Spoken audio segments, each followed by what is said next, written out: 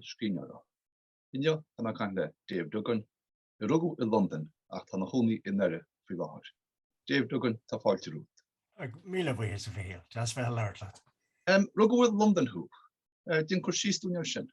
Well, yeah, Imbricig behind my history o Fort Lauriga, Jimmy Sheet Hall, go London, mar Jimmy Alan, dini o Fort Lauriga, snacaigadi, Bad Moor, the cattle boat a hugger, der o London go Fishguard, agus, o Port Lauriga go Fishguard, agus an sin, sheer go London mar ansheed, o caiga coigadi shaska 3, a mask, dhrámaí agus bhfuil go an trád a bhí me a tógó me bhí daoine ón Ungar ó Cyprus ó na híthar Indí ó Éireann ach bhí drám inta teán ó Fort Lauriga an agus is an a lonaigh má hismóirí fuairsaí jobannaí agus cóúdar agus dul síos na tavernaí céad agus le héide agus bhí uncle sagam taobh amháin agus bhí Antin Eller taobh eile. So bhí measca mór cultúr hímpla de óige mar sin. Bhí agus tá mé scríomh faoi seo ag an am seo tá mé scríomh faoi teangaí I Micheál agus Mahéir in nGaeilge agus I Méarla agus I measc an píosatá scríobh gom in eiste tá sé ráite gom gur chuala mé lán teangaga éagsúla ach gur chuala mé focail ar bid gCoilge I measc an colúidir sin. Now, bhí me history an córamh 1, 2, 3 agus sinné agus bhí dúlachas a bhilge agus bhí báachas ach rud kind of ní rá sé inta dáiríar an de láirsí ar scóra bit mar ní a Gaeilge be gachar Port Lauriga ach I measc duine ó Bert ag an am sin bhí Gaeilge cinse go tréins na déise ach bfu midine lárnach gachar Port Lauriga. So cé gur chuala mé a lán teangaigh éagsúla agus go bhaithe mé a lán cultúra chanacha mé ar chuala mé focail ar bith Gaeilge. Agus cén líos bhí tún ar bhil tún Gaeilge gá labhart go nádúla mar dearrá.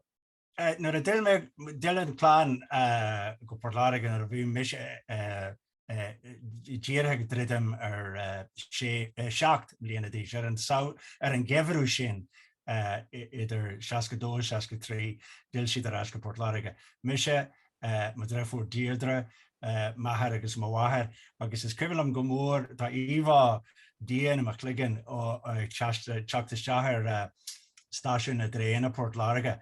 Tá seans go bhfuil is ag rangdaoine ar sin tá fáil díire ag an stáisiún agus ar a dúchtaí Mount Misery agus stíonn sin a Hanamar agus bhí pram mór ag Mawahar agus bhí Deirdre sagan isteáin agus bhí málaí taobhlaí agus ar a bhár ar a bar an sin bhí tea-chest mór a bhí lán de airí na cluine agus bhí mise ag sudaráil taobh le maithar agus ag bula le ma uncle den céadúir. So an céad dras den Gaeilge a chuala mé in áiríre ná ar scoil I rang a hain de la Salle, Scoil Stíofáin de la Salle Port Lauriga le Mrs. Farrell. Agus caiise gur arú culture shock bhíonn sin de da? Well, rudín, bhí gom gur rá an Gaeilge an, mar bhí sé socúlra sagin mar bhfuil ahan éireannach. Ach an rud a hálas a scoil ná sí Mrs. Farrell mé sías agus chuir sí an leabhar béarla I ma ghlacha gom agus dúirt sí. Bhí sé géirí a rií le hála amach go bhfuil cara ó mé I dtaobh léitheoireachta de. So doscail mé agus lé mé an leathanach deireannach den leabhar béarla agus dúirt sí right sin ceart go leor agus agus an lad Billy Collins a bhí ina sí taobhlach thug sé an leabhar Gaeilge an léitheoir Gaeilge dú agus deirc mé agus cara mé ábhailta focail ar bhithe leo agus doscail sé sin I lár an leabhar leathanach go 15 nó go bheith agus lé sé an maithos RJ agus dúirt Mrs. Farrell búcail mai fear mai tosa Billy agus bhí gom sin go raibh bua aige ná agamsa go raibh sé gá hangach agus is ón lá sin a bhíim beidir gur chuirm an bhealach mé chuig an nGaeilge ag leacu thugam, Le fiidir nómad de héal in London. Hangan síl le a dóig i London. Yeah, let's get bhí mé ar scóil fásta fucin i gáblion i London. Mar sinna cúis nar a hanmé go Port Larry a bhí Commas léireachta agam. Yeah, drastal mé ar St. Mary's Primary School in Paddington, agus bhí ban as Bell Firsta a bhí mar ide agan. Yeah, ban óg, mar is intan le cibhní, ban dahúil, gruig, Dú Iar-Chonnacht agus canasta agus sin an íomhá agam dí. Is cibhn an bheith bresta sásta an agus gur measca an mhúr de gíní an ó an cultúr mar a bheith an é cahar mar London agus gahar Paddington mar a rá midre, yeah. Agus rá difrioch mór idir an síl i London agus an síl bot Léirigh. Well, sé harla bhí in Arasan bug faoi higla Beiger tenement a chur air, teach mór ard agus bhí Arasan ar achan levéil an. Bhí maithir ag obair, bhí mo bhathir sa bhaile le na páistí, amantí bhí mo bhathir ag obair. So ní rá mar bocht gdéan ach ní rá mar scoil bhí 7. Now, nuair a hanimid ar as go Port Larigh cuairmar is teach I teach mawamo. Mahar. So Dave is a teach sin bhí mawamo, Mac siki Monkel Jack, Mac Ellisiki Monkel Davy, agus bhí inín siki Alice, Farchéile eki, agus inindi, agus an sin hanig muidin ar stra, Mahar Mawar, agus Bert Clinne. So bhí 3 clán is tí teachháin bhú midne san seomra san parlús beag, mar a derfas a bhéle the good room, agus bhí ruistí an sin mise déirdals aginne agus Mahar is Mawar. Yeah. Agus bhí sé sin is plód hí na London. Bhí. Agus listen caiitus mí ar a seo tús na seascatí in éan. So bhí Whittaker agus Lamas mar a réma ó héamh cuasaí eacnamaíochta sa tíir sin. Agus bhí na monachan ag teachtas te ó thar lear, inistíocht ó tíorí thar lear. So bhí monachan chipboard, díire well míle ón teach tóga é. For maithir post ag obair ar an tógáil na monachan, agus an sin for léir mór lads job is just a monachan é héan. So bhí sé fostathe.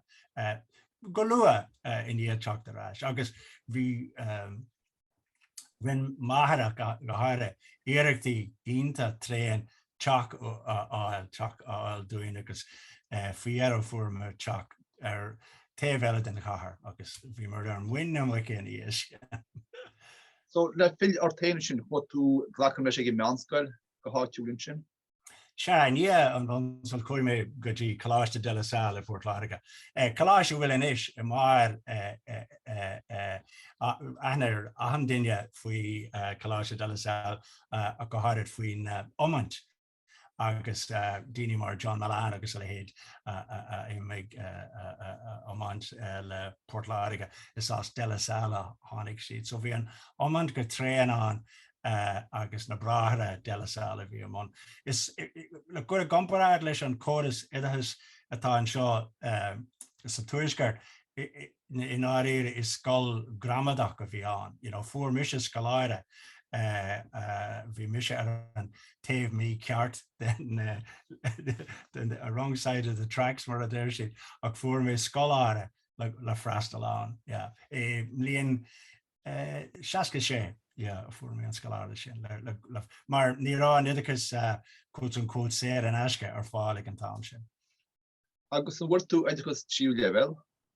Fuair mé chuimime UCD ollscoil I Maileachlia, rinne mé alíonn agus ní raibh go róhaid lom bhí mé ró chuaigh mé an agus mé an óg agus ní rá mé abí a ggóhan anam héin agus just cail mé má bhealach agus mar lí agus daire mé an idechas tríú le bhéil is fearr a fuair mé nuair a deire mé as an ollscoil agus chuaigh mé gobraon monachan million pápéir a Port Láirige ar fá bliana agus cap mé blian ag chomáint forklift truck so anachan agus ag deanna bliana sin dúirt rain daoine mé bhathach a háire look téad ar easca déad chláise críicnig an céim chud a fóg a bhíigh sé agat agus bhí an ceart acu agus bhí an talam go rinne mé sin.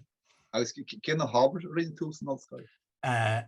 Ólaíocht, physics agus mata go háire, Tá dúla gom I physics I gcónaí, gén ar seachas rangana a teagasc I bhanscoil in íon sin agus sa bhanscoil ach tá dúil mór gom sa physics san sort ólaíocht é sin seachas an béthólaíocht agus léhéidí, Agus salna hosa tú scríobh sin, cén cinál Saol Aibribí agad, cén cinál Jabanaí? Well, mar a dúirt mé forklift truck driver bhí mé gobar a barana agus an sin Jimmy díire in an céim a ghlacu a chríochnú chuaigh mé th lár láireach. Nar a smíanamh siar níl an lán cinse go dé an sprach a chur seo roim. Bhí mé siúil fríd choláis an a hoscail a maiile clia an foragnamh ólaíochta agus tháinig mé fógraí ar an na Bali voluntary service overseas. Agus bhfuil isca seo I bhád rih apps nó rudí a bhíthar ar léana. So chuir mé scarт ar ifig I London. Agus golua tréis pí a tréanálaach le héide fuair mé héin I Borneo in Malaysia. Agus chuaigh mé anna bh gabhlíonn. Cha mé má bhreathla an éonú lá is fiche I Borneo, is cuimhnam. Chuaigh mé ag snámh san South China Sea agus mé ólta. Ní mollam sin déon. A tháinig tú slánas? Fuck it, tá tálam. Cén tá sin thosa tú scríobh? Ja, is dótha go raibh mé gútamáil. Bhí mé scríobh ar scoil, agus bhí múntóirí brethagam. Bhí fearr ag teagas béarla dúing chuir mar an las animar de gent. Mar bhí sé deag léasta, bhí sinnta dapper mar a déarfar, seanscar sort mod a bhí an, agus bhí sé mai leis ag teagas agus go háire le Shakespeare, chuir sé béimúir Shakespeare, Macbeth a rinnemer don bhean teist agus is civan am mé agus inis rinnemer, no, gam leis céil, Julius Caesar a rinnemer Macbeth in íal sin. Ach is civan go mór an éfacht a bhí ar sin, an Luaigh gur féidir leat, rudaí a chur in méal duine a mé éfacht as an ráta sin ar slú a mór daoine, so yeah. So bhí mé scríobh is cuimhin an fásta scríobh mé aiste a cheap mise ar inta granúir agus simúil agus spéisiúil agus thug sé C- tú. Agus tuairt sé cut out the messing about agus dírig isteach an ábhar sin a dúirt sé. So bhín teachtarachta, bhín ceachta thug sé, yeah. Yeah, ach rotú ní rá rudí fáidú go fósa go. No. Nuair bhí mé Borneo bhí mé scríú PC baga dúhéin bhí déalan agam agus bhí mé scríomháin agus an sin is tátha líimi se brach mé sios cúpla gearcéalta agus nuair a tháinig mé ar easca Port Láirige in í ceithre bhliain th lár mar ó Malaysia san áis chuaigh mé go dtí an Afric go dtí de Gambia ar fá gá bhliain eile. So in í an ceithre bhliain sin a teacht ar ais thosaigh mé ag scríobh scéalta agus chuir mé amthaíad agus bhí I méarla seo agus bhí ceanna go díobh fáilte. Yeah, so ach an sin cén numad ag richtú go bhétá scríobh nGaeilge? Well, sin simú agus mar a luime smíúir sin. Just pillow as písa is mé a gáil hart mar dégóir a Port Láirige. Is cuiimhin lom go raibh mé comú lyricí fo cynne áráin. Níl go le gur dáanta bhí ananta ach sort troflis dégórach a bhí an. Ach, is mór an trúi dú agus mohí mé nar chuinnig mé graimmarú go bheice mé inisí, is mé seacatí. Ach as ceann mé sin go héhann gailge nuair a dil mé aráis an smaoinú a bheith agam ag teacht aráis ón Africa agus ón Ais ón tréimh sin ná bhí sort ráhfuil i dhéanam. Fannacht thar lár mar ibrahor den cinál sin. Bhí daine ag teachtthugam ag drá right Dave seo posted mas maile gol go Ghana nó go bé áta ag súla. nó teacht bháile agus mé héana a lonú in éireann. So rinn mé tháinig mé daoine éireann ag go háirithe san Africa agus san Ais agus iad thar lár agus dúir me ní hadíon an saoil sin lom agus díal mé rais agus chuaigh mé go choláiste páidring in an Conra le cáilú mar ide bonscoile. Bhí cuasa bliana ar fáil de daine ar ó céim acu cáilú mar ide bonscoile bhí an céim tríomhlíon ar siúil agus seo cuasa íorcéime a bhí ar siúil. So chuaigh mé seahan sin agus pilóráise a ceist faoin nGaeilge, nuair a chuaigh mé seahan sin rinn mé tréan iarracht ar an méid Gaeilge bhí agam a threisiú a dheasú agus úsáid agus Mas McCargy den mé tréan iarracht bheith le daoine as Connemara, as Corcoína, as Mayo, as Tírconnell na Gaeilgóirí a bhí thart.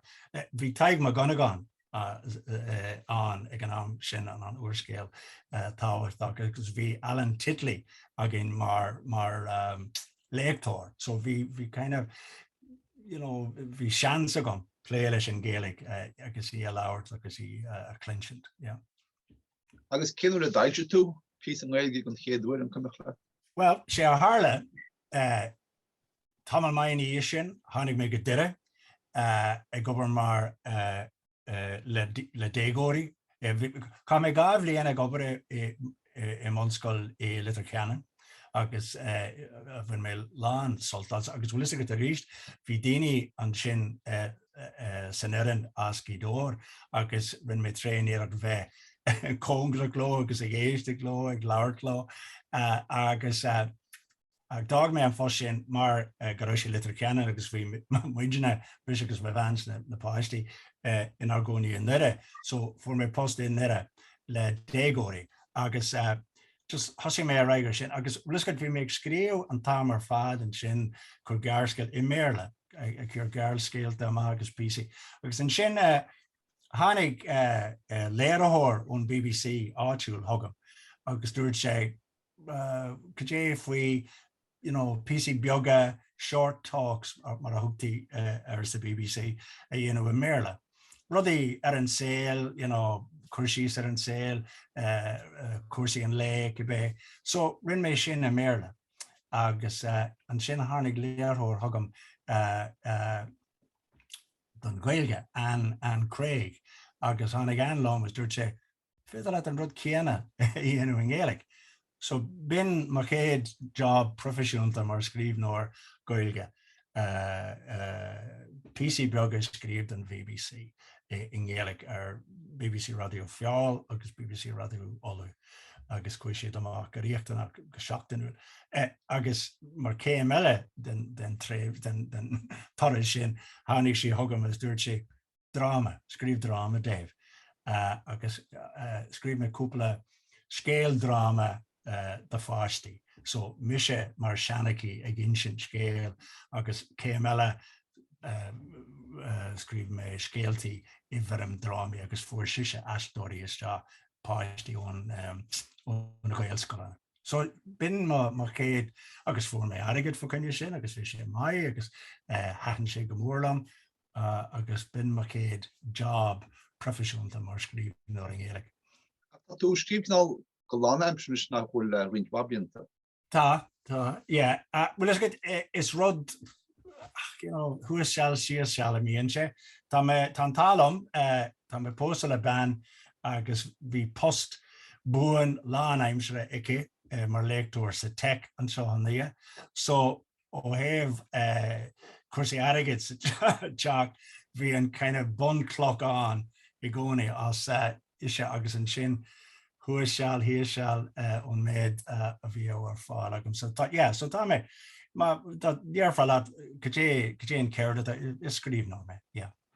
Now, is go nuair arcan tú ar an Saol Scríbhneora in Éireann, is fiú an duine in Éireann a bhfuil a déanú a líomhatha a chothú in omláin mar scríbhneoir bíonn siad ag déanú taide nó bíonn siad ag déanú irisisiúra nó bíonn siad ag déanú Cairlan an Cibé.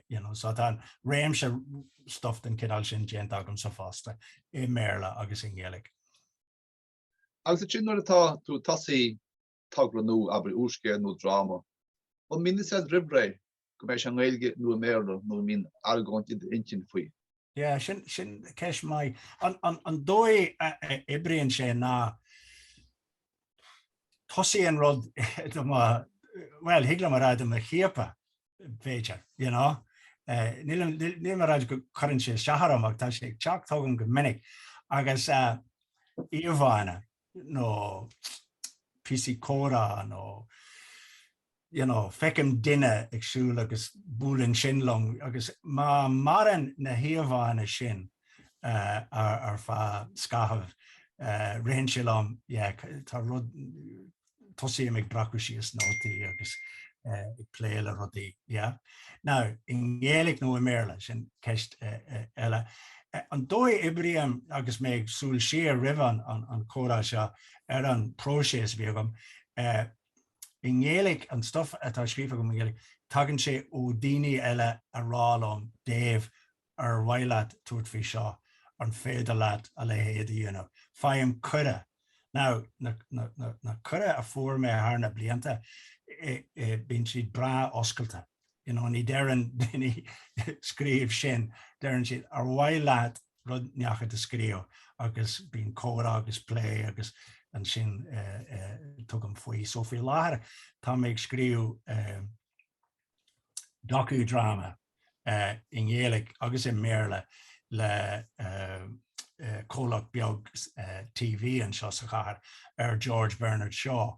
So hannig an déagláin an cólacht hannig sesin thugam a rá look tá seothar siúil agin a bhile tuairt faoi. So sin an dói a bréonn sé leis an Gaeilge agus tá. Ag smíonhar sin sé an béarla má phríomhthanga má céadthanga sé an Gaeilge mar dearatanga agam. So is dótha go bhfuil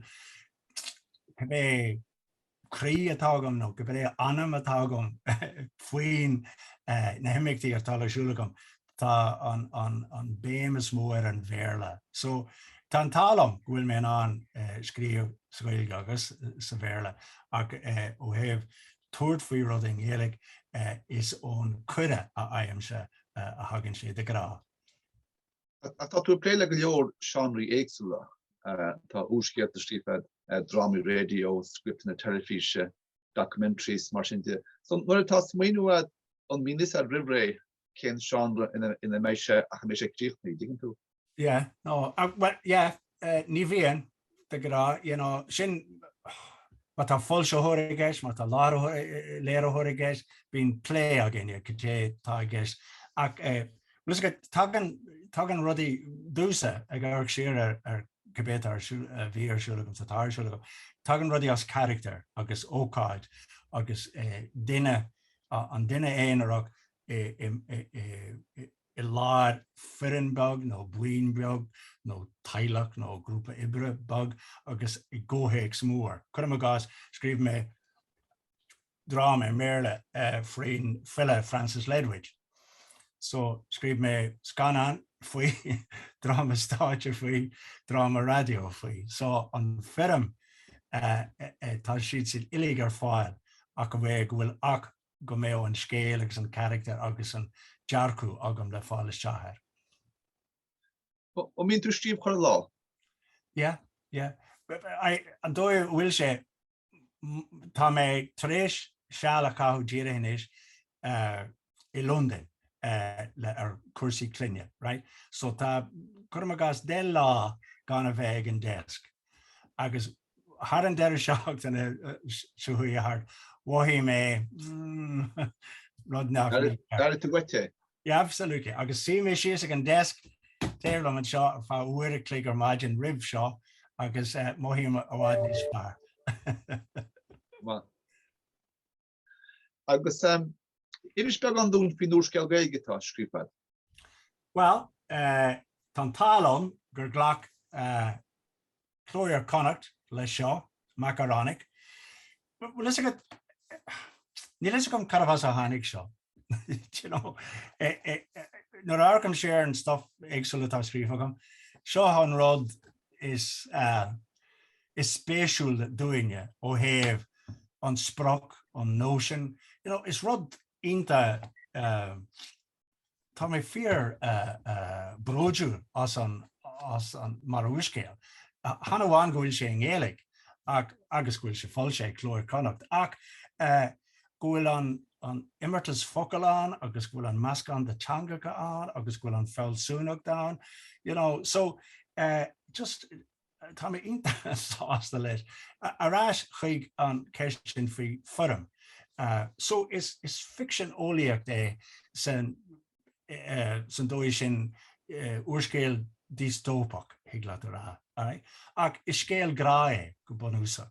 Agus sí MAKARONIK an phríomh character agus tá beirt eile agus an beirt eile díomar agus gráine tá siad san fáilte agam ón mitólaíocht dos chuiriste san scéal Nua Eabhrac seo. So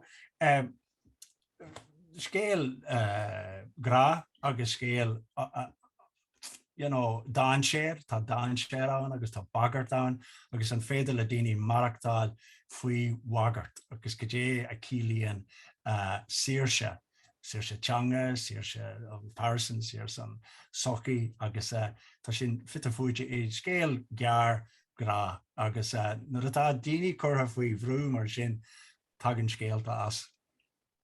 Agus dónn se bhád ar siar mar sin chuí cíoch mar deir, mín go leor eistí bhí geiste de híomsa. No, de grá a laiad go háir an nGaeilge mar is óiltead is sí an nGaeilge daratanga sogam so 3 ceithre 5 a scríobh an agus an sin a pléile agathóir a bheith rá ó mar ctéifí seo Dave ctéifí siúd. So ar a laiad ceithre nó 5 a scríobh agus a dráma stáitse a bhfuil I méile a ríist ar a laiad 3 na ceithre nó 5 agus is minic mé ag siar a rudaí agus a rán ba bhréil an tuairt faoi sin a ríis. Ach nuair atá siad quotes an quotes críbhneoir, nuair atá idir clúdaigh mar MAKARONIK fágam ar le taobh dearm sé a réile rud éigean eile agus déanam mé díal leis an céad rud eile. An léon tú do chuid leabhar hain éis tamil?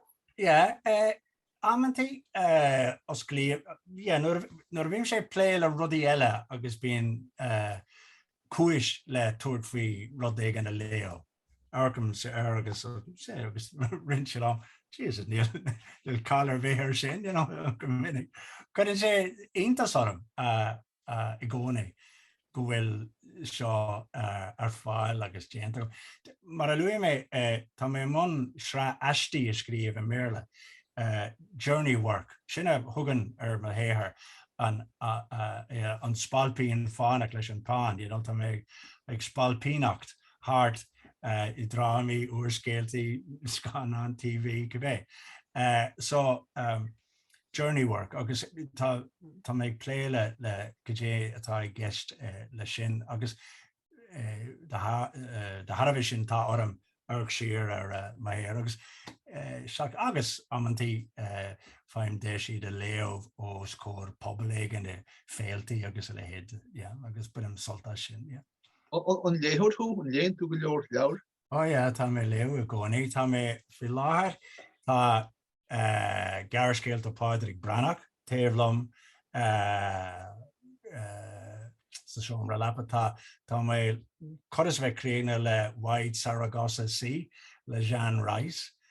Tá Cervantes ar an tábla fósta tá sé níl dóilm go lena mé ar éile sin. So yeah, tá mé léo an Gaeilge agus é méle an tám ar fad, yeah. Agus céir tú gobar fi láthir? Fi láthair tá mé gobar ar an drama telefíse ga hangach faoi George Bernard Shaw.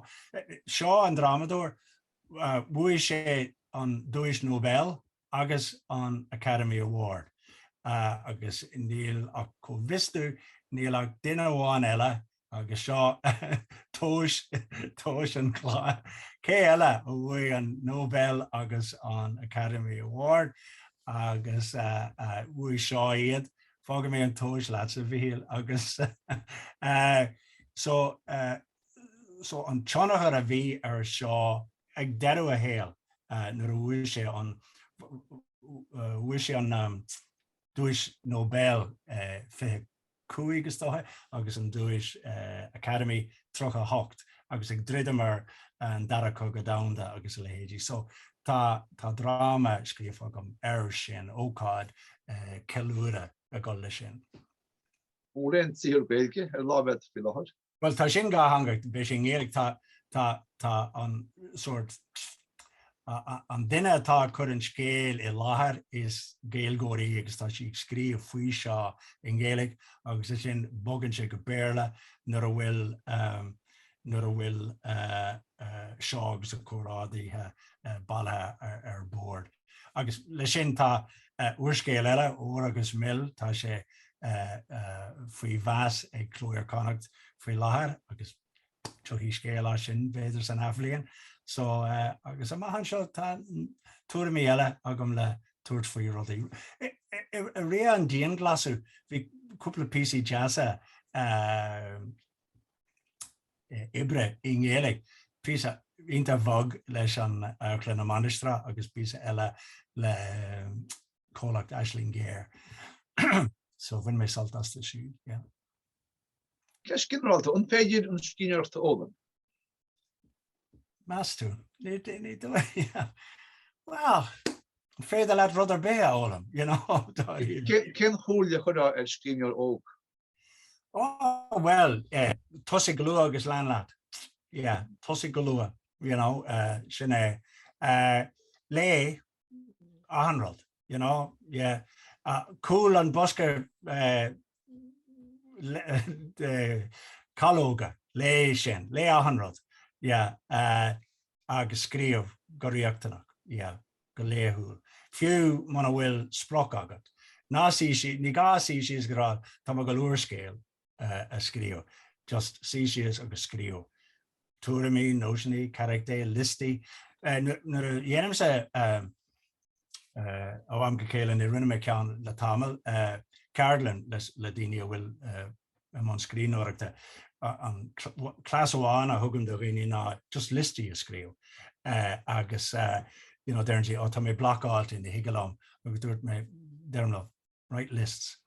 What kind of list? List of Rutherby, you know, Madi, you know, Dahana, Adigan. List. Agus chuki fágna list ar latéh, tararás agus ra, wow, sin nasci idir seo agus siúd agus raile.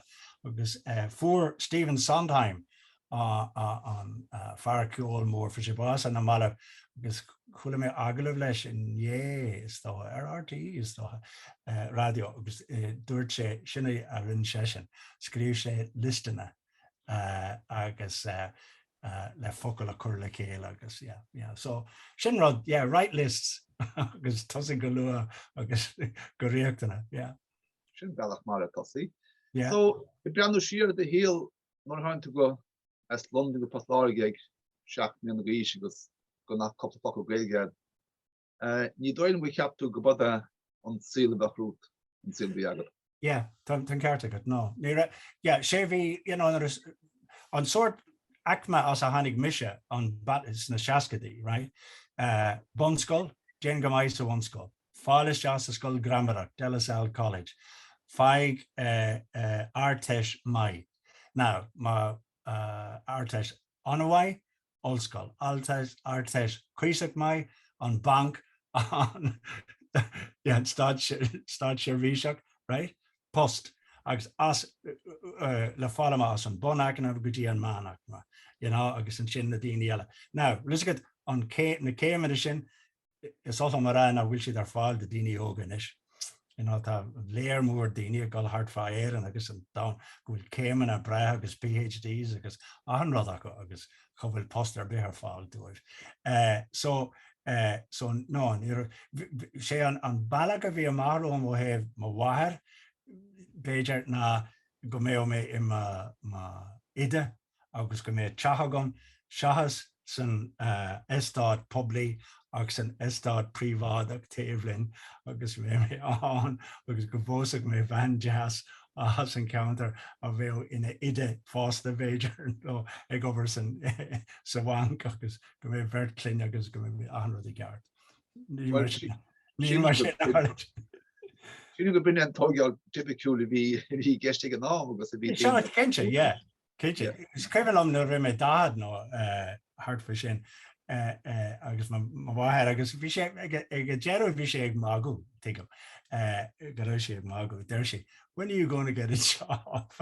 Agus dúirt mé nó ma'am ní bheith posta bhí agam tá mé rógróthach ag obair, Well, sin gur an cheisna chuir allintóir níos mú ná bhfuil bháin. Absolutely, sinné, yeah. No, fiú a gáil hart mar as óil ditse a bheith híl. Modern Micheál a duine, trasníam an bhóthir go dtí an ollscoil an seo, mar tá cafe an, fo chunne cup an cafe lá na maidin. Agus búlam na duine agus ré, how's the form? Could you bhfuil tú gobar go fóil? Agus derm, tá mé gobar, tá mé scríobh. But what are you really working at? Sinna déir siad, agus ní cimhan líad, Well, Dave, bhí sé go hálaí bheith caintleat ar híad scríbhneoira. Bégur dúach mu suas go léthe písa bagas de úrscéal dún? Déanamh sin, go maigad a bheith híal. Just an tús an leabhar MAKARONIK a bhfuil ar fáil ó Cló Iar-Chonnacht an fáilteoir clúiteach sin go amara. So seo MAKARONIK I héin a gin sin na scéal agus ag leabhar díreach linne. Tá sé ag túir dara le ionad agus tagan beirt cuairtóirí bagrach tá sé an áras dúirbhach. Tá cuacht ar leitheici agus seo hí ag gin sin na scéal a dúing agus seo an tús. Las muoi, ní leanach anord. Ahan rod trína chéile. Uanta tagan las muoi is Jack. Mar bhfuil tusa inis a léthóir, leistí. Ná bí bútha tá fáilte rót, tá tusa leistí inis. Tá tú sláán sábhailte, ó fá scaitheamh, ach las muoi.